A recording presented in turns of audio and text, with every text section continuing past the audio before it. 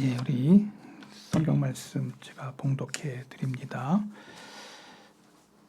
마가복음 6장 1절에서 6절입니다. 예수께서 거기를 떠나서 고향으로 가시니 제자들도 따르니라. 안식일이 되어 회당에서 가르치시니 많은 사람이 듣고 놀라 이르되 이 사람이 어디서 이런 것을 얻었느냐? 이 사람이 받은 지혜와 그 손으로 이루어지는 이런 권능이 어찌 됨이냐? 이 사람이 마리아의 아들 목수가 아니냐? 야고보와 요셉, 유다와 시몬의 형제가 아니냐? 그 누이들이 우리와 함께 있지 아니하냐 하고 예수를 배척한지라. 예수께서 그들에게 이르시되 선지자가 자기 고향과 자기 친척과 자기 집 외에는 존경을 받지 못함이 없느니라 하시며 거기서는 아무 권능도 행하실 수 없어 다만 소수의 병자에게 안수하여 고치실 뿐이었고 그들이 믿지 않음을 이상히 여기셨더라. 이에 모든 촌에 두루 다니시며 가르치시더라. 아멘.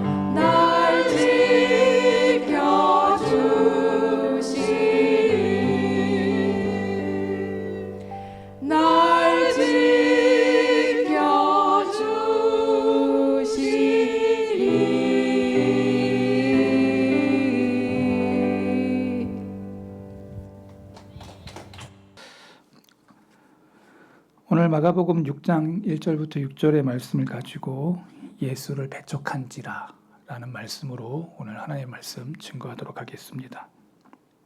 우리가 전도할 때 두 가지 반응이 나타납니다. 첫 번째는 환영하는 사람이 있습니다. 그러니까 하나님을 택한 사람들이에요.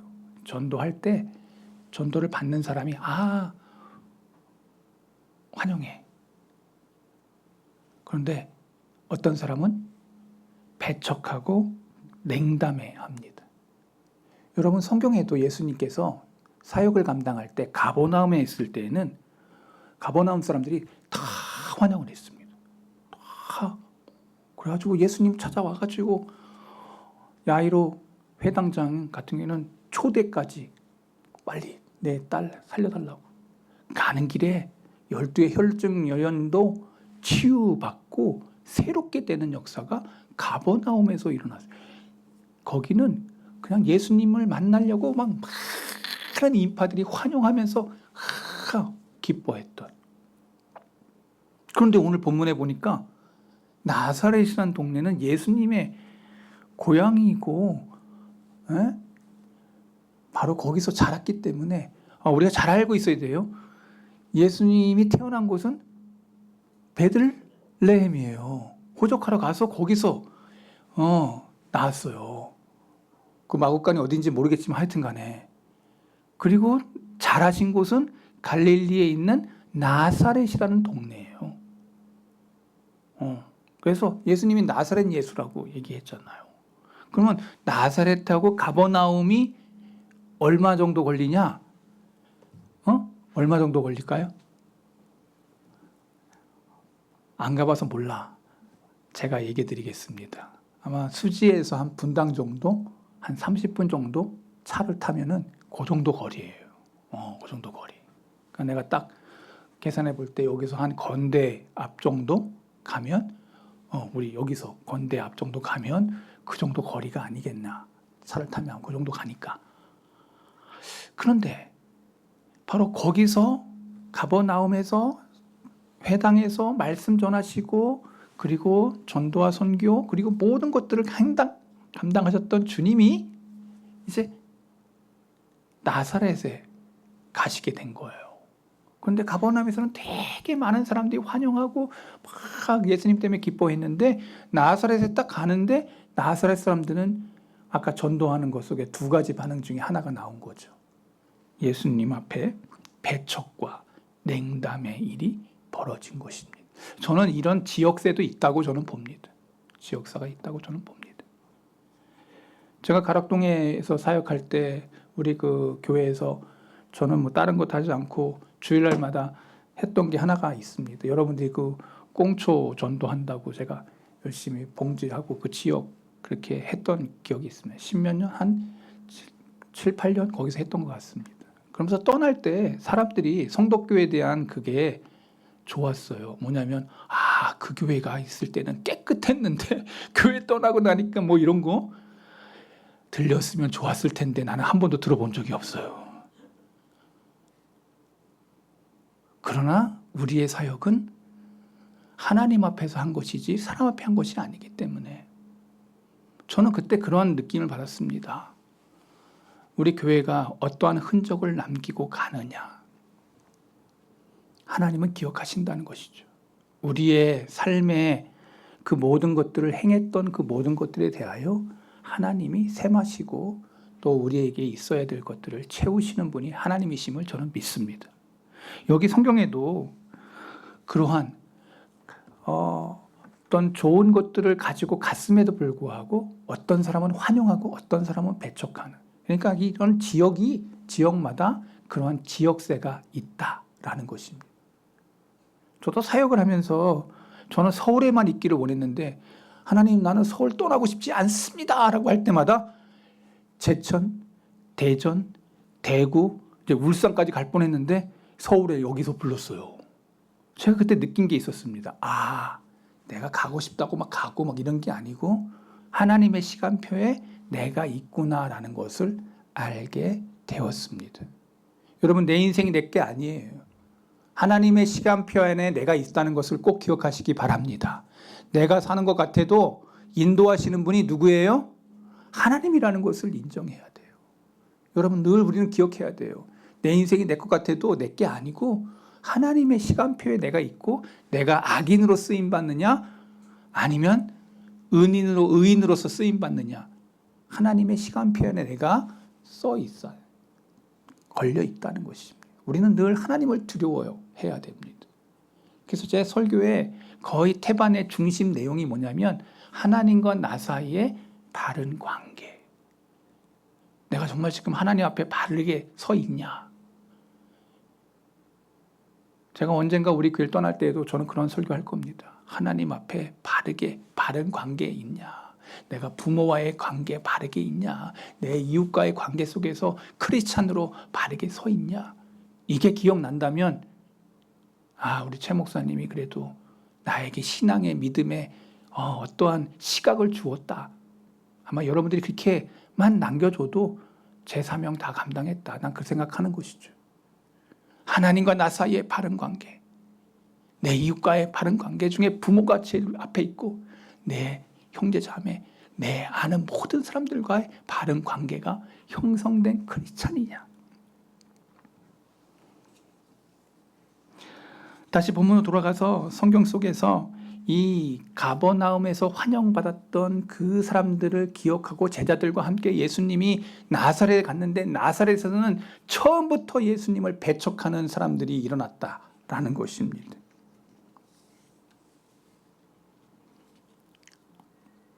그래서 주님이 말씀하셨어요. 마가복음 6장 4절. 볼까요? 예수께서 그들에게 이르시되 뭐라고요? 선지자가 자기 고향과 자기 친척과 자기 집 외에서는 뭐라고? 존경을 받지 못함이 없느니라. 딴 데서는 선지자가 다 영광 받는데 자기 고향, 자기 친척, 자기 집에서는 존경 못 받는다. 여러분 되게 이상하지 않습니까? 여러분 집에서도 자식들 키워놨는데 자식들이 밖에서는 되게 유명한 사람이야. 근데 집에서는 막내야 그냥. 지금 제가 얘기하는 거 못 알아듣는 사람이 있을 거예요. 자식 중에 되게 유명한데 밖에서는 BTS의 RM이나 뭐 이런 애들인데 집에 와가지고는 그냥 자식이야. 그냥 너 막내는 막내 뭐 이렇게. 제 말이 외국어로 들린다면 이거는 문제가 있을 거예요. 근데 제가 무슨 얘기하는지 알 겁니다. 지금 예수님이 나사렛 자기의 고향에 갔는데 지금 인정받지 못하고 있는 것입니다. 중요한 것은 예수님이 나사렛에서 기적을 행하지 않으셨다는 거예요. 그곳에서는 아무 기적도 그냥 소수의 몇 사람만 기도해주고 치유해줬어요. 그리고 가버나움에서는 엄청난 기적이 일어났는데 이 나사렛에서는 그러한 기적을 행하지 않았다. 왜 그랬을까요? 왜 아무 기적이 일어나지 않았을까요? 이건 한마디로 얘기하면 비극. 한 마을에는 놀라운 기적의 역사들이 계속해서 일어났는데 여기는 기적이 하나도 일어나지 않았다. 그들은 주님의 은혜와 구원을 경험하지 못하고 하나님의 영광에 목격하지도 못하고 위대한 능력을 체험하지도 못하는. 왜 그랬을까요? 예수님이 나사렛 땅에서 기적을 행하지 않은 이유가 뭘까요? 성경의 본문에 분명하게 드러나고 있습니다. 그들이 진리를 찾는 데 있어서 호기심 차원을 넘어서지 못한 것, 그것이 첫 번째였다는 거예요. 호기심이 있어요. 호기심. 마가복음 6장 2절에 그 사실을 이야기합니다. 한번 볼까요? 안식일이 되어 회당에서 가르치시니 많은 사람이 듣고 놀라다. 여기 지금 나사렛에 있는 회당입니다. 이 사람이 어디서 이런 것을 얻었냐? 이 사람이 받은 지혜와 그 손으로 이루어지는 이런 권능이 어찌 된 일이냐? 이야, 대단한데? 호기심이. 나사렛에 있는 사람들이 호기심이 생겼어요. 야, 우리가 같이 자랐는데 어떻게 이렇게 대단한 말을 하고 대단한 그 손으로 하는 그 능력이 대단한데? 나사렛 고향 마을 사람들이 예수님에 대한 관심이 없었던 게 아니에요. 대단한 관심이 있었어요. 그들이 잘 알던 예수님의 이 가르침이 그들에게는 상당한 놀라움으로 드러났습니다. 도대체 어디서 저런 지혜를 얻었을까? 가버나움에서는 기적을 행하셨는데 그런 권능이 출처가 어디일까? 진지한 호기심이 이 나사렛 사람들에게 있었다라는 것입니다. 그 호기심, 저는 이 호기심이 저와 여러분들에게도 다 있었다, 지금도 있다, 저는 생각합니다. 왜냐하면은 자라고 있는 우리 10대들에게 호기심이 있습니다. 뭐냐면은 자라면서 이 이성에 대한 호기심이 10대, 지금 요새는 또 초등학생들까지 빨라가지고 금방 이성에 대한 호기심을 느낀다는 것입니다. 생물학적으로 누구나 가질 수 있는 이런 호기심인데요. 어떤 사람들은 이 호기심이 잘 발달시켜서 건강한 데이트를 하고 또 건강한 짝을 만나고 건강한 결혼을 하는 그러한 수순을 받게 됩니다. 그런데 어떤 사람들은 이 사랑 때문에, 그 호기심 때문에 시를 짓다가 시인이 되고, 또 어떤 사람은 사랑 때문에 노래를 하다가 위대한 음악가가 되기도 하고, 호기심, 우리에게 이 생산적인 결과를 가져올 수 있는 것이 우리에게 가지고 있는 그런 하나님의 그러한 탤런트이기도 합니다. 근데 어떤 10대들은 성에 대한 호기심을 극도로 부자연스럽게 발전된 나머지 포르노 중독자가 되기도 하고, 음란 잡지, 음란 영상들 주목하다가 탐닉하다가 성도착증 환자들이 늘어나고 있다고 합니다. 똑같은 호기심인데 그것의 맨 마지막 길들이 달랐다는 거예요. 똑같이 호기심이 생겼는데 그것이 극도로 어떤 사람을 망가뜨리기도 하고 어떤 사람은 되게 잘 되기도 하고, 똑같은 호기심인데 살다 보니 돈에 대한 호기심이 생깁니다. 돈이라는 것이 상당한 능력이 있구나. 저와 여러분들이 그 돈에 대한 사랑이 얼마나 대단합니까? 파워가 있구나. 돈이 필요하구나. 돈을 벌자. 돈을 벌기 위해서 열심히 일하자. 땀을 흘리면서 일하기 시작합니다. 열심히 일합니다. 아주 좋은, 그래서 사업가가 됩니다. 돈을 벌어서 돈을 잘 관리합니다. 좋은 결과, 그래서 그걸 나만 먹고 살지 말고 다른 사람에게도 나누자. 이렇게 자선 사업가도 일어납니다. 그런데 어떤 사람은 돈이 최고야. 그래서 이 사람은 수단과 방법을 가리지 않고 돈을 모으려 하는데 남의 집을 넘습니다. 창문을 부수고 들어갑니다. 사람을 두드려 팹니다. 그리고 가지고 있는 그것을 빼앗아 버립니다. 강도가 된 것입니다. 똑같은 호기심인데 한 사람은 강도가 되고 한 사람은 자선사업가가 되는, 똑같이 시작했는데, 호기심이라고 하는 똑같은 것을 가지고 시작했는데 마지막 결과는 달랐다. 호레시우스 엘가라고 하는 미국 문학가가 있습니다. 되게 낯선데요. 이 사람이 쓴 책이 하나가 있어요. 이 성냥 파는 소녀 마크라고 하는 그 안데르센의 그 성냥팔이 소녀하고 조금 뉘앙스가 좀 비슷한 그러한 즐거리가 있는 소설입니다. 근데 그 이야기는 아주 아름다운 이야기예요. 그게 뭐냐면은 성냥을 파는 가난한 소녀가, 그 소녀가 가난했지만 꿈이 있었어. 그래가지고 꿈이 그 돈보다 더 귀한 것이라 생각하고 그 꿈을 펼치는 그런 이야기예요. 소녀는 꿈을 잘 관리하고 키워서 불행한 삶을 잘 극복하고 건강한 행복을 찾았다. 뭐 그런 내용이에요, 내용이. 그런데 이 아름다운 이야기 썼던 이 엘가의 인생은 그의 작품처럼 아름답지 못했고 그의 삶은 되게 비극적이었습니다. 그는 하버드 출신의 신학생이었습니다. 원래 하버드라는 학교가 신학교로 시작하는 학교예요. 그 학교를 나왔습니다. 그리고 목회를 했습니다. 목사가 됐습니다. 근데 그 목사라는 일에 적성이 맞지 않았던지 그는 목회를 그만두고 말았습니다. 그리고 돈을 벌기 시작하는 사업에 시작했습니다. 돈을 벌수록 욕심이 생겼습니다. 돈에 대한 욕망을 키워갔습니다. 사업에 매달렸습니다. 돈이 계속 들어옵니다. 너무 사업이 잘 됐어요. 돈은 사람들을 돈은 사람을 부패하게 만든다는 거예요. 너무 많으니까 주체 없는 그 돈이 그 사람으로 하여금 부패하게 만들었습니다. 엘가는 맨 마지막에는 방탕한 삶을 삽니다. 탕자 뺨치게끔 그는 그 돈을 가지고 호의호식하면서 방탕한 삶을 살았습니다.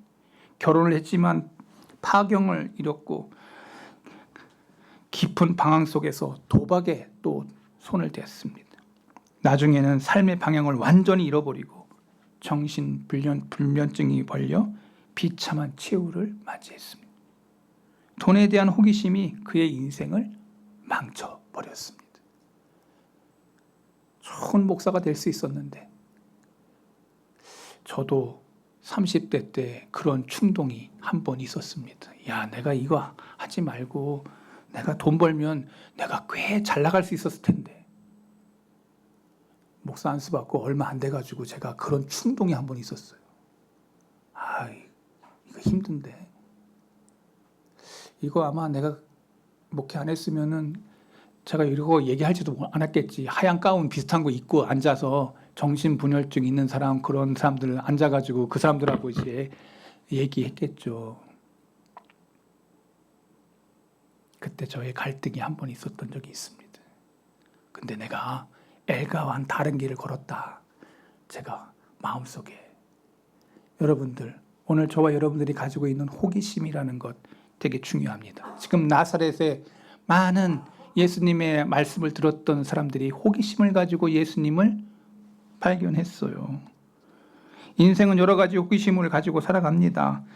섹스에 대한 호기심, 돈에 대한 호기심, 권력에 대한 호기심, 우리 있는 진리에 대한 호기심이 있느냐, 저는 여러분들에게 묻고 싶습니다.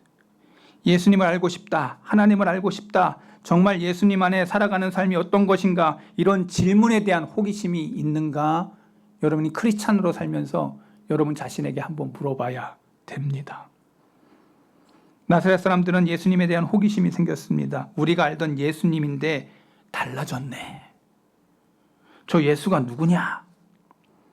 그런데 그들의 호기심은 예수님에 대한 진지한 탐구나 어떤 알고자 하는 그런 거로 연결되지 않았다는 것입니다. 아까 제가 얘기했던 거. 바르게 예수님을 알았다면 가버나움 사람처럼 환영했을 텐데 그들의 호기심은 거기서 다른 쪽으로 간 것입니다. 그래서 나사렛 땅에 그 비극, 아무 권능도 행하지 아니하시고 아무 이적과 기사도 행하지 않으신 똑같은 호기심인데 가버나움과 나사렛의 역사는 달랐다. 성경은 이렇게 이야기하고 있는 것입니다. 종교에 대한 호기심, 예수님에 대한 호기심, 기독교에 대한 호기심, 이 호기심이라면 다 같은 말 같지만 어떤 사람은 이 호기심을 넘어서 참된 신앙을 갖는가 반면에 어떤 신자는 그 호기심을 통해서 바른 신앙이 아닌 자기 것을 갈구하는 그러한 옹졸한 사람들만이 모이는 나사렛과 같은 증상을 나타내는 사람들도 있다고 지금 성경은 예수님을 통해서 말해주고 있는 거예요.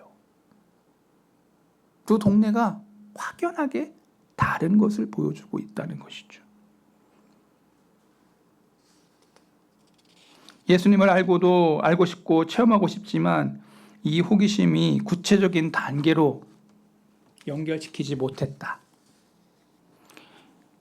예수님을 알고자 하는 그러한 열망에 대해서 가버나움 사람들이나 나사렛 사람들이나 똑같이 시작을 했지만 결과는 완전히 달랐다라고 성경이 말하고 있는 거예요. 저는 두 번째로 얘기하고 싶은 게 있어요. 나사렛의 비극의 두 번째 원인은 편견을 극복하지 못했다는 것입니다. 뭐라고요? 편견. 우리에게 다 편견이 있어. 우리에게 편견이 있어요, 없어요? 편견이 뭐죠? 성경을 자세히 보면 이 나사렛 사람들의 편견을 보여주고 있습니다. 마가복음 6장 3절입니다. 이 사람이, 나사렛 사람들의 이 마음을 보세요. 이 사람이 마리아의 아들 목수가 아니냐. 야고보와 요셉, 유다, 시몬의 형제가 아니냐? 그 누이들이 우리와 함께 여기 있지 아니하냐? 예수를 그 다음에 뭐예요? 배척한지라. 여기 이 말을 자세히 보면은 지금 나사렛 사람들이 예수님을 바라보는 시각이 보입니다. 나사렛 사람들이 회당에서 예수님의 말씀을 듣고 이런 반응을 보인 거예요. 처음에는 호기심이었지만 예수가 마리아의 아들 아니냐? 자, 여기 마리아의 아들 목수, 마리아의 아들 목수. 여러분 여기 사실 아버지 이름을 대야 되잖아. 그러면은 여기 이렇게 써 있어야 돼. 요셉의 아들 목수가 아니냐 이렇게 얘기해야 돼요. 근데 제가 찾아봤어요. 그랬더니 요셉이 먼저 죽었다. 그리고 홀 어머니인 마리아를 통해서 잘 자란.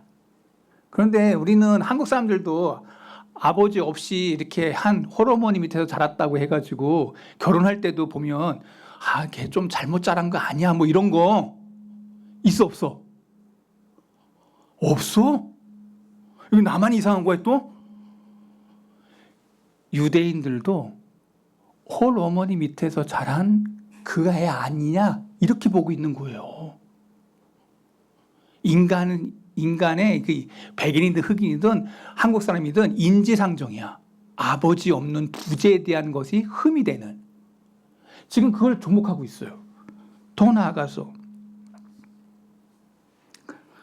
예수는 홀어머니 아들이다라는 편견이 밑바탕에 깔려 있는 거. 우리 한국 사회도 전통적으로 홀어머니 이스라엘에서 자란 아이에 대한 편견이 있지 않습니까? 마리아의 아들, 이 말 속에 더 깊은 경멸이 그 바탕에 깔려 있다는 거죠. 마리아와 요셉 가까이 살던 사람들이다. 근데 여러분 잘 아시는 것처럼 마리아와 요셉이 여러분 성경이 얘기하고 있잖아요. 마리아가 갑자기 임신을 했어. 요셉이 결혼하기도 청혼하기도 전인데 갑자기 임신을 한 거야. 성령이 마리아와 통해서 내가 아들을 낳을 것이다. 근데 임신을 한 그거를 알고 있었던 옆에 사람들이 그리고 요셉이 다가와서 그 여인의 그걸 가만히 끊고자 했다라는 말 속에서 사람들이 다 알고 있었던 거예요. 그래서 이 요셉이 구제해 주잖아. 여러분 그 소문이 나사렛 안에 있었다는 거예요. 그걸 알고 있는 사람들이 많았던 거예요. 그 아들이 예수 아니냐? 그 우리가 얘기했던 결혼하기 전에 벌써 애가 생긴 요새는 결혼하기 전에 생긴 것에 대해서 뭐 전혀 뭐 괜찮다 말하지만은 옛날 같으면요 이거는 문제도 큰 문제가 아닐 수 없습니다. 결혼하기 전에 벌써 배가 불러가지고 결혼식도 아무것도 안 했는데 뭐 3개월 됐니 6개월 됐니 여기 요새는 그냥 괜찮은 거예요? 이해가 안 되는 그런 거죠. 전통사회 속에서는. 그러한 것 속에 예수란 애가 그 애 아니냐? 지금 그 문구예요. 지금 이 성경의 말씀을 자세히 보면 그게 보인다 안 보인다? 보인다. 홀어머니의 자식인데다가 요셉과 청혼하기도 전에 벌써 임신한 그 아들 저놈이 그놈 아니야? 이렇게 나사렛 사람들은 예수님을 보고 있는 것입니다. 그 편견이 아직도 그들 마음속에 있는데 그들로 하여금 예수님을 알고 싶은 마음이 더 억누르는 요소가 된 거예요. 그 애가 뭐 똑똑한 소리 하겠어? 저는 이런 편견을 다른 말로 쓰고 싶은데요. 익숙한 편견이다. 익숙한 편견. 첫 번째는 편견이 이 두 가지로 표현되는데 하나는 무지 때문에 나오는 거고 또 하나는 이 익숙한 편견으로 사람들이 사람을 보게 된다는 것입니다. 무지함과 익숙한 편견이 이 나사렛 사람들에게 있었다. 나사렛 사람들은 이렇게 말합니다. 아, 예수, 우리가 그 집안 숟가락 몇 개 있는 것까지 우리 다 알아. 계속되는 이야기를 들어보세요. 6장 3절. 이 사람이 마리아의 아들 목수가 아니냐? 야고보와 요셉, 유다, 시몬의 형제 아니냐? 그 누이들이 우리와 함께 있지 아니하냐? 그 다음에 배척했다라는 말이 나옵니다. 아, 예수의 남동생, 여동생 우리 다 알고 있어. 지금 우리 그 집 다 알잖아. 우리와 함께 살아. 그 예수가 뭐가 있냐 말이야. 똑같은 우리 인간이지. 그 편견이 그들로 하여금 예수님을 알아보지 못했습니다.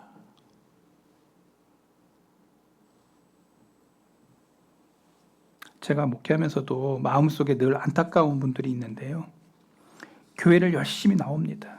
특히 주일 아침 열심히 나옵니다. 세월이 흐릅니다. 10년, 20년, 30년 지납니다. 역사와 전통을 자랑하는 교인이 됩니다. 시간이 흘러가니까 교회에서 직분도 받습니다. 재직도 됩니다. 이야기를 가만히 들어보면 예수님에 대한 고백이 없어요. 신앙의 감동이 없어요. 감격이 없습니다. 마음속에 하나님에 대한 설렘이 없습니다. 그런 고백과 간증이 없습니다. 그냥 교회만 나오는 거야. 사람들 보러. 예수님을 전혀 모릅니다. 제가 충격 먹은 게 하나 있습니다. 제가 부목사 생활하면서 그곳에서 내가 7년 있었는데 6년, 정확히 꽉 찬 6년, 그러니까 세수는 7년인데 거기서 아주 한 권사님이 임종이 가까웠는데 그분이 평생 교회 다녔다는 거예요. 근데 돌아가실 때가 됐는데 하나님이 없고 예수님이 없고 성령님이 없어. 그냥 친구들이 교회에 다녔고 그 친구들이 어릴 때부터 다녔으니까 그냥 거기서 자란 거야. 예수님과의 인격적인 만남이 없는 사람이었습니다. 직분은 권사야. 돈은 많아. 그냥 뭐 하자는 거 다 했어. 뭐 성교비 내면 많이 내. 막. 그러니까 교회에서는 그 권사님이 돌아가실 때 그분의 실체를 보면서 저는 생각이 많았습니다. 내가 그때 교구 목사였어요. 예수님이 인격적으로 만난 적이 없는 사람이에요. 그냥 교회가 그냥 친목단체로서 내가 가면 대우받고 사람들이 날 좋아하고 또 헌금도 많이 내니까 약간 신앙이 있는 것처럼 행선했을지 몰라도 맨 마지막 갈 때 주님이 없어. 인격적으로 만난 적이 없어. 주님이 나에 위해서 십자가에서 죽으신 그거를 고백하지 않아. 그냥 바들바들 떠는 침상에서 바들바들 떨다가 주님을 만나지 못한, 예수님을 인격적으로 만나지 못한 사람의 마지막을 제가 보면서 제가 이거 잘못됐다. 우리 교인들 중에도 그런 사람 있지 않을까. 여러분, 예수님을 인격적으로 만난 사람들이 여기 있기를 바랍니다. 주님 앞에 예배 드릴 때 내 마음속에 정말 감동 있는 그런 예배자로 내가 그렇게 예배 드리고 있는가를 재점검할 수 있기를 바랍니다. 명목상의 크리스찬들이 의외로 교회에 많다는 것을 저는 느낍니다. 제가 그때 충격을 먹었어요. 타이틀은 권사고 밖에서는 많은 사람들이 그 권사님 대단한 권사님인데 이제 돌아가실 때가 됐는데, 제가 신방하면서 너무 놀랐던 건 예수님을 인격적으로 만나지 않은 사람이에요. 우리 교회 안에도 있지 않을까. 교회는 수십 년 다녔는데 예수님을 만나지 않은 사람 있다면 심각한 일이 아니냐.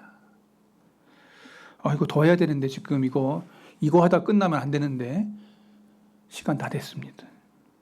우리는 익숙한 편견을 통해서 내가 이 정도 하면 되는 거 아니야? 내 신앙의 점검, 내가 예수님을 인격적으로 만나지 않고 나사렛 사람들과 같이 내 편견, 무지와 편견을 가지고 예수님 앞에 나온 사람들에 대하여 성경은 아무 권능과 아무 그러한 것들을 그들에게 행하지 않았다라는 것입니다. 오늘 우리 성도계 교우들 가운데 나사렛 사람들과 같은 편견이 있지 않기를 바랍니다. 기도하겠습니다. 하나님 아버지, 가버나움 사람들은 예수님을 만나기 위해 엄청난 인파가 예수님과 함께 환영하며 말씀을 들으며 주님의 나라 임함에 대한 그 모든 것들을 보여주었던 마을이었습니다. 자기 고향 나사렛을 갔을 때 그들이 예수님을 배척하는 이 모습 속에서 얼마나 많은 다른 그러한 것들을 성경이 우리에게 보여주고 있습니다. 우리의 마음의 밭이 어떠한가? 예수님을 인격적으로 만났는가? 예수님의 그 만져지심이 있는 설레임이 내 신앙생활 가운데 있는가? 내가 주님 앞에 설 때 부끄러움 없이 서려고 내가 주님의 일을 열심히 최선을 다하는 그러한 삶이었는가?